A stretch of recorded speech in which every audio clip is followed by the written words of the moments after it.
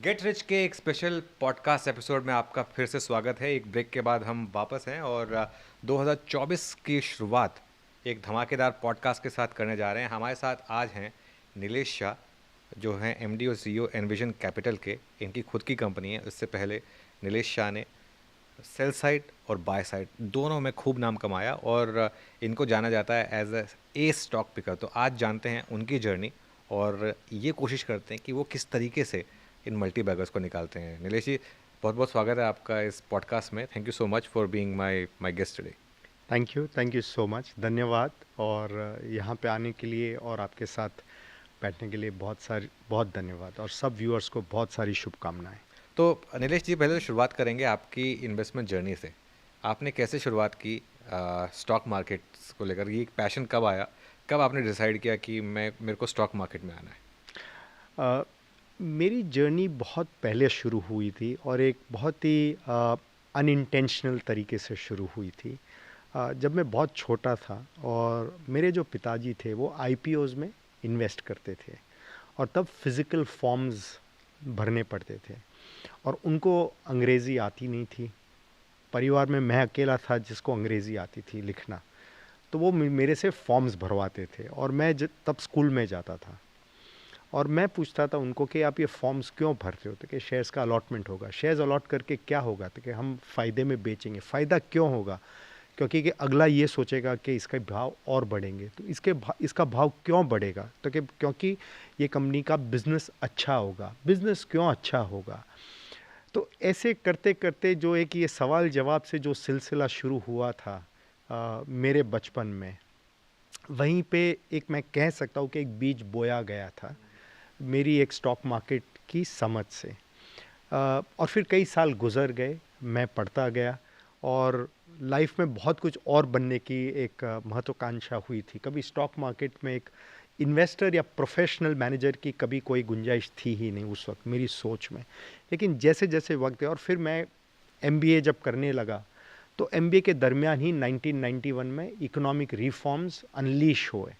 और उसके पहले शायद मैं एक आईएएस बनने का शायद सोच रहा था, कहीं कुछ लॉयर बनने का सोच रहा, और तभी लगा कि एक हिंदुस्तान का एक रुख बदलने जा रहा है। और तभी डिसाइड किया कि करियर फाइनेंस में करना है, और वहीं से मेरी जर्नी शुरू हुई फाइनेंस की दुनिया में और वर्ल्ड ऑफ फाइनेंस में। तो फिर आपके पिताजी सक्सेसफुल थे इन इन्वेस्टिंग, या फिर थोड़ा बहुत कभी इधर कभी उधर वाला मामला था? नहीं, थोड़ा थोड़ा इधर थोड़ा उधर वाला मामला था। मेरा ऐसा मानना था कि वो इन्वेस्टर थे ही नहीं। वो शॉर्ट टर्म देखते थे, मोमेंटम देखते थे। आईपीओ में जो हुआ वो एक मुनाफा हुआ। अ, उनका नज़रिया ऐसा था। अ, और दूसरा बात ये था कि अगर कोई कंपनी का ग्रुप अच्छा है, मतलब उसके प्रमोटर्स अच्छे हैं या जो भी है, चाहे बिजनेस में चाहे जो भी बदलाव आए, हमें इनके साथ रहना है। और वक्त जैसे जैसे बदलता गया, जैसे समय बदलता गया, ट्रेंड्स बदलते गए, बहुत ज़रूरी है अपने आप में एक बदलाव लाना जो वो अपने आप में नहीं ला पाए। तो मैं ये नहीं कह सकता कि वो सक्सेसफुल थे, बट जो करते थे वो उसमें उनको बड़ा आनंद आता था। तो क्या उस फेस से आपने कुछ सीखा? क्या आपको लग रहा है कि इनहेरेंटली शायद वहाँ से कुछ बिल्ड हुआ था? आपने शायद जो उन गलतियाँ उन्होंने की थी वो ना की होगी। ये गलतियाँ शायद स्ट्रॉन्ग वर्ड हो गया, क्योंकि उस समय के जो डायनामिक्स थे वो अलग होते थे, आज के डायनामिक्स अलग हैं। लेकिन क्या उससे कुछ सीख मिली आपको? अगर कुछ 3-4 स्पेसिफिक सीख आपको मिली हो, वो आप शेयर करना चाहें तो? शायद उस वक्त एहसास नहीं हुआ था कि ये एक मैं ये चीज़ को सीखा हूँ, लेकिन बाद में ज़रूर एक एहसास हुआ कि जो प्राइस है और जो कंपनी की वैल्यू है, उनका फ़र्क। ये क्योंकि उस वक्त मेरा जो स्टार्टिंग हुआ था वो कई आईपीओ से शुरू हुआ था, और वो जो सिचुएशन तब और अभी का सिचुएशन में कुछ कनेक्शन भी है कि आईपीओ लगा, मोमेंटम में प्राइस ऊपर खुला। और कई दफ़ा फिर बाद में जब बुल मार्केट समझो ख़त्म हुआ था, या मार्केट में बहुत बड़ा करेक्शन हुआ था, तो काफ़ी जो आईपीओस थे उनके स्टॉक प्राइसेस में बहुत सारा प्रेशर भी आया। और तब लगने लगा कि एक ये जो कई दफ़ा स्टॉक प्राइसेस एक अलग डायरेक्शन में हो सकते हैं, और वो जो डायरेक्शन है या जो स्टॉक प्राइसेस है वो नेसेसरली कंपनी की जो इंट्रिंसिक स्ट्रेंथ होती है, इंट्रिंसिक वैल्यू होता है, वो ज़रूरी नहीं है कि जो स्टॉक प्राइस वो रिफ्लेक्ट करे। तो ये मेरे हिसाब से, और वो जो सीख थी, जो बहुत पहले एक सीख मिली थी, वो शायद मेरे लिए काफ़ी हद तक मेरा कंपेनियन रहा वो सीख। और हमेशा जब भी मैं कोई स्टॉक देखता हूँ या मार्केट में मोमेंटम देखता हूँ, तो शायद मेरी जो सोच है वो जो सीख पे काफ़ी रिफ्लेक्ट करती है। ओके। तो एक बात बताइए, फिर आपने शेयर मार्केट की जर्नी शुरू की अपनी, आपको सबसे पहली सक्सेस कहाँ मिली? कौन से स्टॉक में, अगर आपको याद हो और अगर उसके बारे में कुछ बताना चाहें तो? बहुत इनिशियल सक्सेस जो मैं कह सकता हूँ वो था 90s में, जब टेक्नोलॉजी शेयर्स में। और उस वक्त ऑफ कोर्स जो एक आइकॉन जो था, और अभी भी मैं कह सकता हूँ कि कॉरपोरेट दुनिया का तो ज़रूर आइकॉन है, वो इन्फोसिस। है इन्फोसिस। और आईपीओ में तो ऑफ कोर्स मैं पार्टिसिपेट नहीं कर पाया, और ना ही उस वक्त ऐसी कोई पूंजी थी निवेश करने के लिए। लेकिन काफ़ी लेट स्टेज पे वो मैंने इन्वेस्ट किया, लेकिन वो लेट स्टेज में एंट्री के बावजूद एक बहुत ही इनिशियल एक सक्सेस मिला था इन्फोसिस में। और उस वक्त काफ़ी और सॉफ्टवेयर क्षेत्र है, इन आईटी सेक्टर है, उसमें कई और जो अपॉर्चुनिटीज़ मिली थी। तो मैं कह सकता हूँ कि सबसे बड़ी कामयाबी उस वक्त टेक्नोलॉजी सेक्टर और ख़ास करके इन्फोसिस से मेरी मैं कह सकता हूँ सक्सेस की शुरुआत हुई थी। बिल्कुल, मैं 20 साल से सीएनबीसी से जुड़ा हुआ हूँ, सीएनबीसी टीवी 18 और सीएनबीसी आवाज़। और जब भी इन्फोसिस के नंबर्स आते हैं, सबसे पहले हम आपसे ही बात करते हैं, क्योंकि वो एक शायद जुड़ा हुआ है आपके साथ, एक इन्फोसिस का नाम। ऐसा होता है क्या कि नीलेश, कि कहीं अगर आप किसी एक स्टॉक से पैसा बना लेते हैं, वो भी मल्टी बैगर, उसके बाद आप थोड़े से उसको लेकर थोड़े बायस हो जाते हैं, और थोड़ा उसमें कई बार ऐसा लगता है कि अगर नेगेटिव न्यूज़ भी हो तो भी आप उसमें थोड़े से पॉजिटिव ढूंढने की कोशिश करते हैं, ऐसा होता है क्या? और अगर ऐसा होता है तो क्या वो अच्छी चीज़ है या खराब चीज़ है? अ, नहीं, आई थिंक अनुज, जो एक एक मेरी एक जो समझ है या जो एक्सपीरियंस एक हुआ है, कि बहुत इम्पॉर्टेंट है अपने इमोशंस को फंडामेंटल्स या रियलिटी से डिफरेंशिएट कर कर सको। बहुत मुश्किल है ये पाथ बहुत मुश्किल है, लेकिन बहुत ज़रूरी है। और इससे एक एक और सीख मिली है कि कोई भी कंपनी का एक फेज़ आता है जहाँ पे वो शानदार रिटर्न्स देता है, प्रदर्शन भी बहुत अच्छा रहता है, लेकिन मार्केट उसको इतना ओवर स्ट्रेच, इतना ओवर वैल्यू कर लेता है कि उसमें उस वक्त एक बहुत ही इम्पॉर्टेंट है, एक एग्ज़िट स्ट्रैटेजी एक आपके लिए बनानी बहुत ज़रूरी होती है, कि मैं क्या लेवल पे या क्या वैल्यूएशन पे मैं एग्ज़िट कर सकूं। और प्रॉब्लम यही होता है कि जब हमारे लिए कोई भी शेयर या कोई स्ट्रैटेजी बहुत काम कर लेती है, तो आप सही बोल रहे हैं कि वो एक इमोशनली वो स्ट्रैटेजी है, ये स्टॉक से जुड़ जाना बहुत एक एक नेचुरल है, एक एक हर एक के स्वभाव में आ ही जाता है। तो बहुत इम्पॉर्टेंट है कि तब आप एक एहसास करें कि क्या मैं बहुत ही कैरिड अवे हो रहा हूँ कि नहीं। आपकी एग्जिट स्ट्रेटजी क्या होती है? आपने इतने मल्टी बैगर्स बनाए, कुछ लॉसेस भी रहे होंगे, तो लॉसेस कट करने की आपकी क्या स्ट्रैटेजी होती है? और एक बार स्टॉक आपकी ग्रिप में आ जाए, सपोज मल्टी बैगर हो जाए, ट्वाइस 3 टाइम्स हो जाए, 4 टाइम्स हो जाए, उसके बाद उसको किस तरीके से कैरी करना है, उसकी क्या स्ट्रैटेजी होती है? मेरा ऐसा मानना है कि कई लोग जो एक स्टॉप लॉस की बात कर रहे हैं, और बहुत जो ट्रेडर्स होते हैं, मोमेंटम प्लेयर्स होते हैं, जो डायरेक्शन को खेलते हैं, उनके लिए ऑफ कोर्स एक न्यूमेरिकल स्टॉप लॉस बहुत ज़रूरी है।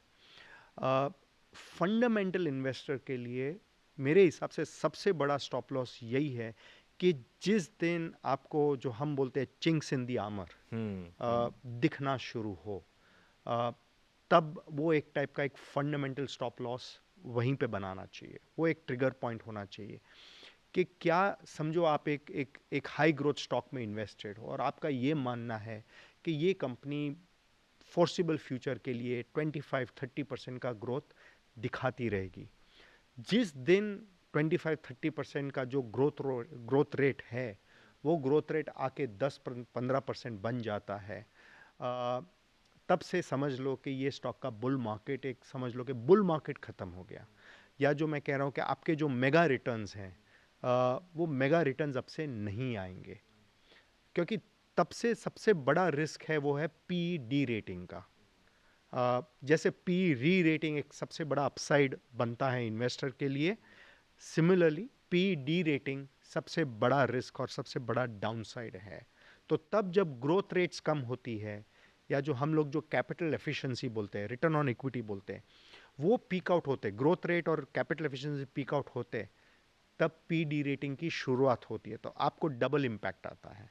और तब क्या होता है, कई इन्वेस्टर्स ये एक शेल में चले जाते हैं कि क्या प्रॉब्लम है, 10-12% का तो ग्रोथ आएगा, लेकिन क्या आप 10-12% से खुश है या नहीं है। वो फिर एक कैपिटल प्रिजर्वेशन की स्ट्रैटेजी होती है और रिटर्न मैक्सिमाइजेशन की स्ट्रैटेजी नहीं है। तो मेरे हिसाब से जो एग्जिट स्ट्रैटेजी है वो फंडामेंटल्स में ही होनी चाहिए।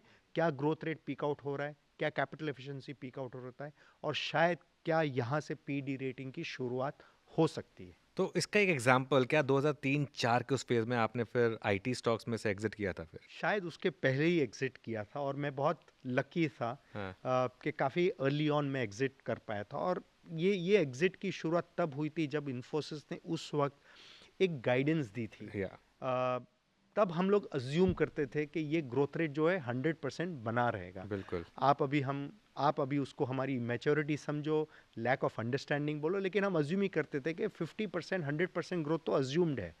और तब आके इन्फोसिस ने शायद एक गाइडेंस दी थी कि हमारा ग्रोथ रेट शायद अभी 25 या 30% हाँ, होगा। हाँ। और वो एक वहाँ से एक एहसास आ गया था कि the best times are now behind. और तब से ये शुरुआत हो गई थी कि ये जो 50-100% ग्रोथ जो है ये फॉरएवर इन्फिनिटी तक ये सस्टेनेबल या पॉसिबल है ही नहीं। तो शायद थोड़ा एग्जिट में उसमें एक अर्ली, रिलेटिवली अर्ली हो गया था। बिल्कुल। इसमें एक चीज़ है लेकिन, उसके बाद भी इन्फोसिस ने मार्केट को बीट किया है, अगर आप देखेंगे तो लेकिन शायद उस लेवल के रिटर्न्स नहीं दिए जिसके लिए वो जाना जाता था। तो फिर वो हाँ, डिफरेंशिएशन कैसे करें? मुझे अगर ये नहीं पता कि अगर उसने मार्केट को बीट किया है कि नहीं किया, बट शायद हो सकता है कि निफ्टी रिलेटेड रिटर्न्स शायद दिए होंगे।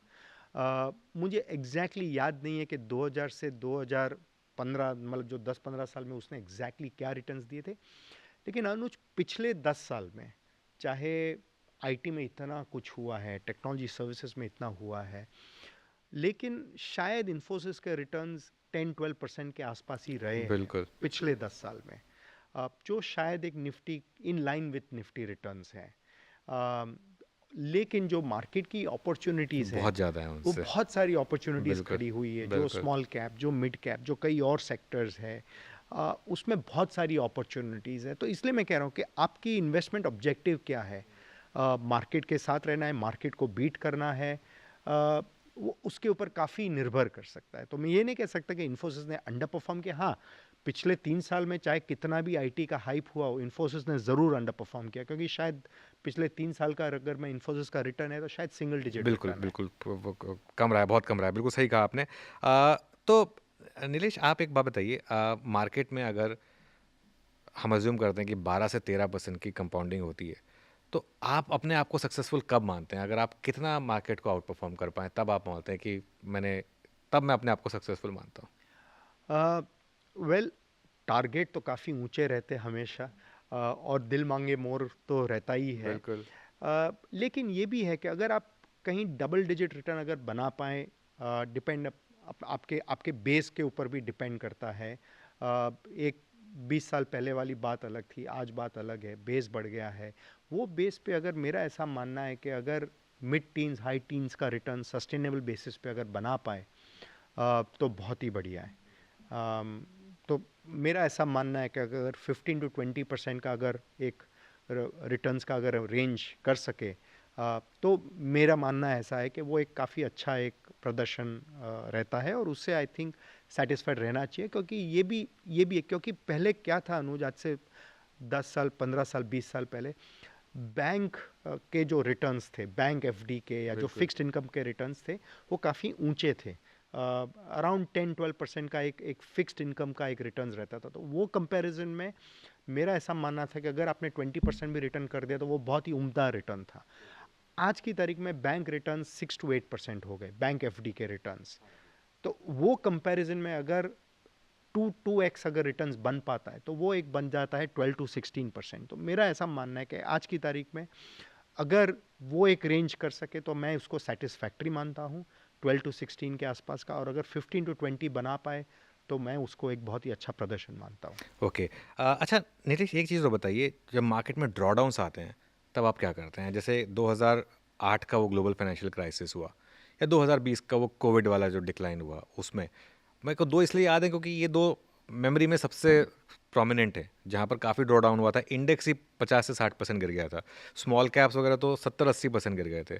आपका पोर्टफोलियो भी उसमें हिट हुआ होगा, तो कितना ड्रॉ डाउन आपने देखा है मैक्सिमम, और ऐसे में आप क्या करते हैं फिर?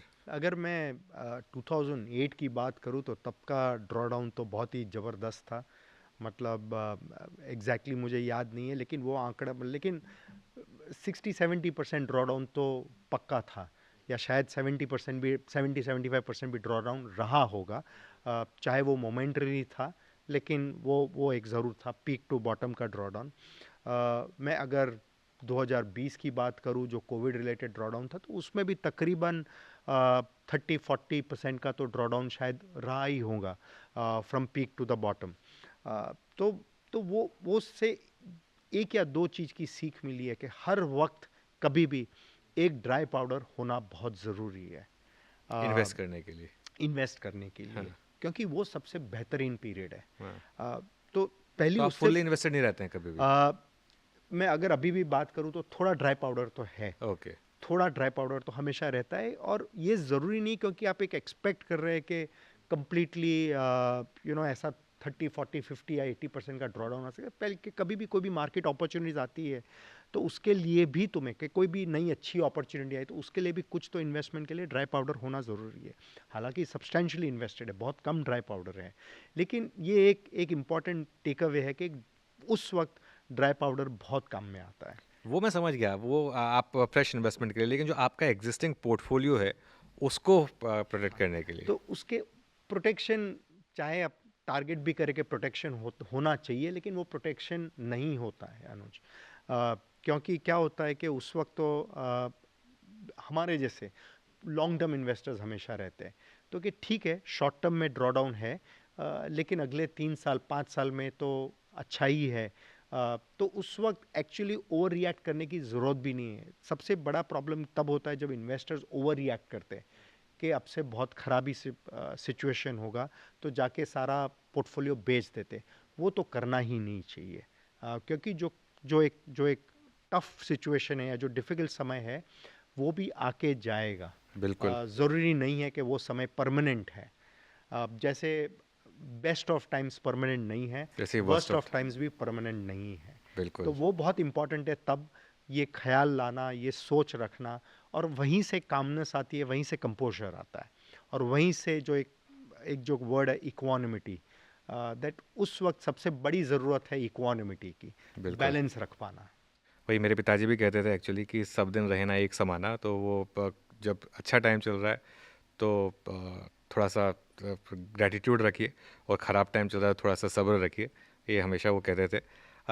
नीलेश, आपकी कोई मिस्टेक स्टॉक मार्केट में जो आपको fresh on top of the mind हो, जिससे आपने कुछ सीखा हो? कई मिस्टेक्स हैं, एंड बहुत ज़रूरी है कि कहीं पे भी सबसे बड़ा जो इम्पोर्टेंट है वो है कॉर्पोरेट गवर्नेंस। कोई भी कंपनी, और जहाँ गवर्नेंस हिल जाता है वहाँ से वो चीज़ को टॉलरेट नहीं करना चाहिए। तो उसको अगर हम बहुत लंबे समय तक अगर बर्दाश्त करते हैं, तो उसकी आपको बहुत बड़ी भारी कीमत चुकानी पड़ती है। एक वो है। अब कॉर्पोरेट गवर्नेंस है या कैपिटल एलोकेशन है, मैं इन सब फैक्टर्स को एक साथ साथ में जोड़ जोड़ता लेते हूँ। हैं, हाँ। Number one. और नंबर टू, के जो सेक्टर का एक समय चला जाता है और ग्रोथ नहीं आता है, अगर उसको आप कंटिन्यू टू इन्वेस्ट करें, तो आपके लिए एक अपॉर्चुनिटी कॉस्ट बहुत भारी हो सकती है। और पिछले अगर मैं 5-7 साल की बात करूँ, तो जो एक प्रिंट मीडिया में एक 5-7 साल पहले वैल्यूएशंस बहुत अट्रैक्टिव थे, और एक ऐसी सोच या समझ थी कि अभी भी इंडिया में लिटरेसी लेवल्स तो पिकअप हो रहा है, कई लोग अभी भी न्यूज़पेपर्स पढ़ते हैं। मैं आज भी न्यूज़पेपर्स पढ़ता हूँ, लेकिन वो जो एक बड़ा वैल्यू माइग्रेशन जो हो रहा था from print to electronic and to digital, शायद उसको मैंने बहुत मिसरीड किया था। मेरी ऐसी सोच थी कि अभी भी इंडिया में लोग न्यूज़पेपर्स पढ़ेंगे, और ग्रोथ बरकरार रही थी। लेकिन द रियलिटी यही थी कि ग्रोथ नहीं हो रही थी, और एक जो बिज़नेस को एक परमानेंट डैमेज हो रहा था। शायद मैं उसको एक बहुत बहुत लंबे अरसे तक मैं शायद वो मिसरीड कर पा रहा, और एक रिलेटिवली अट्रैक्टिव वैल्यूएशंस में शायद मैं एक शेल्टर ले रहा था कि वैल्यूएशन अच्छा है, क्या खोटा है। जब ये क्वेश्चन हम अपने आप को पूछते हैं कि क्या खोटा है, और उसी को हम एक जवाब मानते हैं, मुझे लग रहा है कि वो सबसे बड़ी एक मिस्टेक होती है, खास करके एक लॉन्ग टर्म ग्रोथ इन्वेस्टर के लिए। ओके, तो ये इस समय मतलब कोई एक एग्जांपल ध्यान में आता है, क्योंकि ज़्यादा लिस्टेड स्टॉक्स थे नहीं उस स्पेस में, और उसमें आपने क्या बहुत लॉस किया, या उसमें आपने मार्केट से कम रिटर्न जनरेट किया, इसकी वजह से आप डिसअपॉइंटेड थे? नहीं, लॉस किया था। जो प्राइस पे इनिशियली निवेश किया था, उसके कंपैरिजन में फाइनली काफ़ी कम प्राइस पे एग्ज़िट करना पड़ा था। और उस वक्त का कंसोलेशन तो यही है कि वो बहुत बड़ी पोजीशन नहीं थी, और बेचने के बाद, एग्ज़िट करने के बाद वो काफ़ी हद तक और गिरी थी। तो वो एक कंसोलेशन था, समझ लो। लेकिन हाँ, जो प्रिंसिपल अमाउंट इन्वेस्टेड था उसमें थोड़ा उससे उससे कम प्राइस पे बेचना पड़ा था। नीलेश, कभी आपने किसी स्टॉक में री एंट्री की है क्या? और कभी ऐसा हुआ है कि आपने जिस लेवल पे बेचा है उससे ज़्यादा प्राइस पर आपने री एंट्री की हो? क्योंकि बहुत सारे लोग ये नहीं कर पाते हैं। हाँ, किया है। सो अगेन वापस वही है, टेक्नोलॉजी सेक्टर में, टाटा एलेक्सी में। मैं ये कह सकता हूँ कि काफ़ी अर्ली ऑन आइडेंटिफाई किया था 2013 में। और उसके बाद 2013 में जो इन्वेस्ट किया, तो उसके बाद शायद एग्जैक्टली मुझे याद नहीं, बट हो सकता है कि 5x या कुछ मल्टीपल एक्स गया था, और वहाँ पे बेचा भी था। और वो प्राइस बेचने के बाद काफ़ी 1 2 या 3 साल तक टाटा एलेक्सी ने कुछ किया भी नहीं था। और फिर कोविड में अच्छी गिरावट आई थी, तो उस वक्त री एंटर भी किया था टाटा एलेक्सी को, और वापस वो जर्नी राइड किया था टाटा एलेक्सी का जर्नी। तो अ, लिया भी था, एग्जिट भी किया अच्छे एक रिटर्न्स पे, और कई सालों के बाद वापस उसमें री एंट्री भी मिली, और फिर एक अच्छा रिटर्न बनने के बाद एग्जिट भी किया है। शायद हो सकता है कि उसके पीक पे मैं एग्जिट नहीं कर पाया, बट एक काफ़ी अच्छे अप्रिसिएशन पे एग्जिट भी किया, जब मुझे लगा कि अभी काफ़ी जो उसके जो फंडामेंटल्स है वो प्राइस्ड इन है, वो लेवल पे एग्जिट भी किया था। लेकिन मार्केट है, उसने तो काफ़ी एक नए दौर ऑफ एक्सूबरेंस में लेके गया था टाटा एलेक्सी को। लेकिन फिर भी एक बहुत ही सेटिस्फैक्ट्री और कंफर्टिंग एक्सपीरियंस रहा है 2 राउंड्स में टाटा एलेक्सी में। बिल्कुल। ऐसे एक्सूबरेंस में जब आप निकलते हैं, कई बार आप के निकलने के बाद भी स्टॉक डबल या ट्रिपल हो जाते हैं, यस। तो उसमें क्या सोच होती है फिर? नहीं, लेकिन क्या होता है अनुज के, ये एक कई में ऐसा होता है, और कईयों में ऐसा भी होता है कि आपके बेचने के बाद गिरता भी है।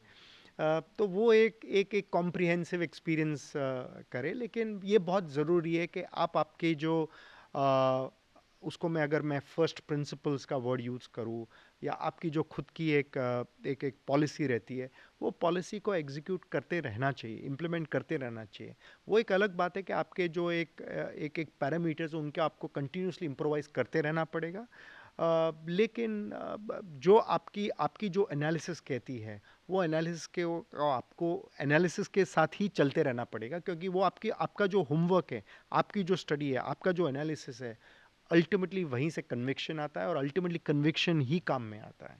कभी ऐसा हुआ है कि आपका कन्विक्शन डगमगाया हो, और आपने, लेकिन उसके बाद भी आप स्टॉक में रहे हो, और उसके बाद उसने आपको रिवॉर्ड किया हो? ऐसा बहुत होता है। ऐसा बहुत होता है, और अ, ये ये ऐसे सब सिचुएशन में बहुत इम्पॉर्टेंट है डिफरेंशिएट कर पाना, कि ये जो कंपनी का परफॉर्मेंस है, ये एक शॉर्ट टर्म हेडविंड्स की वजह से थोड़ा परफॉर्मेंस में चैलेंजेस आ रही है, अ, या ये एक permanent change in business model है। वो फ़र्क समझना बहुत ज़रूरी है। और अगर वो फ़र्क नहीं समझ पाते, तो आप कोई भी सिचुएशन में ओवर रिएक्ट करेंगे, और वहाँ पे फिर कंपोजर नहीं रहता है। तो बहुत ज़रूरी है कि ये डिफरेंशिएट कर पाना। पहले डिफरेंशिएट ये है।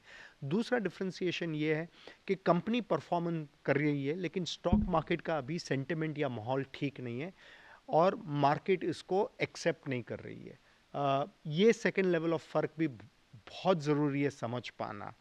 और ऐसे सिचुएशंस बहुत होते हैं। और मैं एक एग्जांपल देता हूँ कि हमने जो एक एंजल वन करके स्टॉक है उसको काफ़ी अर्ली स्टेज पे आइडेंटिफाई किया था पोस्ट आईपीओ, और इनिशियली स्टॉक ने बहुत अच्छा परफॉर्म भी किया था।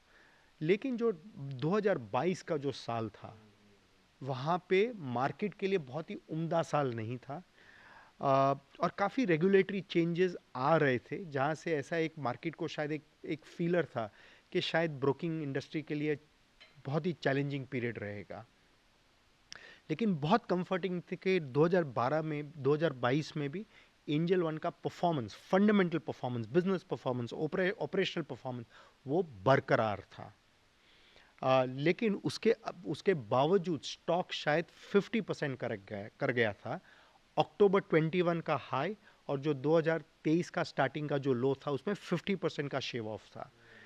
लेकिन बहुत अच्छा था कि कन्विक्शन नहीं हिला, और उस वक्त मैंने देखा कि ये एक अपॉर्चुनिटी है तो उसमें आपने ऐड किया? और ऐड किया। हाँ हाँ। और 2023 के साल में एंजल वन का performance both as a business as well as a stock बरकरार रहा। तो ऐसे फेजेस आते रहते, तकरीबन हर शेयर के साथ, हर स्टॉक के साथ ये ऐसे फेजेस आते रहते हैं। अच्छा, एक लास्ट चीज़ अब जो मुझे आपके साथ डिस्कस करनी है, मैंने पहले कभी नहीं की लेकिन सोच रहा हूँ आज करता हूँ। आपने कोटक सिक्योरिटीज़ में काम किया, वहाँ पर आप हेड बने बहुत कम उम्र में। कोटक म्यूचुअल फंड के आप हेड बने बहुत कम उम्र में। और कोटक, आई एम श्योर कि आपके पास कोटक के काफ़ी ईसॉप्स भी रहे होंगे और आपके पास काफ़ी विजिबिलिटी भी रही होगी उन ईसॉप्स की। तो ये सोचना कि अब मैं एंटरप्रेन्योर बन रहा हूँ, क्योंकि उसको बीट कर पाना उस लेवल की वेल्थ को, ये आपके दिमाग में कैसे आया कि नहीं, मैं एक बहुत अच्छी जगह पर हूँ लेकिन मैं यहाँ से खुद और ज़्यादा अच्छा कर सकता हूँ? मुझे ऐसा मानना है कि एंटरप्रेन्योरशिप का कोई मोल नहीं है। वो एक प्राइजलेस चीज़ है। भले ही आप कम कमाएं चाहे जितने उससे। आई थिंक दो चीज़ है, एक तो एक अपना एक इंडिविजुअल फ्रीडम, और दूसरा है फाइनेंशियल फ्रीडम। तो एंटरप्रेन्योरशिप का न कोई मोल है, न कोई उम्र है। और बहुत ज़रूरी है कि एंटरप्रेन्योरशिप की जो जर्नी है, जितनी जल्दी शुरुआत कर सको उतना ही अच्छा है। और शायद मैं उस वक्त एक बहुत ही बढ़िया कंफर्ट जोन में था। बहुत ही अच्छी प्रोग्रेस हो रही थी, बहुत अच्छी प्रगति भी हो रही थी, और मुझे ऐसे लग रहा था कि मैं एक बहुत ही बढ़िया कंफर्ट जोन में हूँ। और अगर अभी एंटरप्रेन्योरशिप नहीं किया तो ये जो कंफर्ट जोन है उसमें मैं और डीप उतरता जाऊंगा, और मेरे लिए ये डिसीजन और भी मुश्किल होता जाएगा जैसे समय जाएगा। तो यही जो सोच थी, यही फैक्टर्स थे जिसकी वजह से मैंने उस वक्त जो डिसीजन लिया कि शायद समय यही सही है। और अगर मैं रिफ्लेक्ट करूँ तो देखूँ तो ऑनेस्टली वो डिसीजन सबसे मेरी लाइफ का एक बहुत ही इम्पोर्टेंट और शायद सबसे बढ़िया डिसीजन रहा है। ओके। और इसमें आप कुछ ये कहेंगे क्या कि क्योंकि आपने उदय कोटक के अंडर काम किया और वो खुद इतने सक्सेसफुल एंटरप्रेन्योर रहे, और क्या उनका भी थोड़ा सा इस पर असर, आपके इस डिसीजन पर असर रहा जो उनकी सोच थी? 100%। वो उदय कोटक हमेशा एक बहुत ही बड़े इंस्पिरेशन रहे हैं, बहुत ही बढ़िया रोल मॉडल रहे हैं। और मैं और शायद ये सबको शायद पता भी है कि जब उन्होंने एमबीए कंप्लीट किया तो उनको शायद शायद हिंदुस्तान यूनिलीवर से जॉब ऑफर था जो उन्होंने नहीं लिया था, और उन्होंने एंटरप्रेन्योरशिप का पाथ अपनाया था। तो मेरे मेरे माइंड में उस वक्त भी ये क्रॉस हुआ कि अगर वो तब ये डिसीजन ले सकते हैं तो शायद मैं अभी ये डिसीजन क्यों नहीं ले सकता। शायद यही था, और मैं बहुत ही क्लियर था उस वक्त कि मैं कोटक में काम कर चुका हूँ, और मैं मेरी करियर में दो ही बहुत ही बढ़िया इंस्टीट्यूशंस में काम कर चुका हूँ। मेरी करियर की शुरुआत थी एचडीएफसी ग्रुप के साथ, और उसके बाद कोटक। मतलब ये दोनों इंडिया के सबसे बेहतरीन और रिस्पेक्टेड फाइनेंशियल इंस्टीट्यूशंस थे।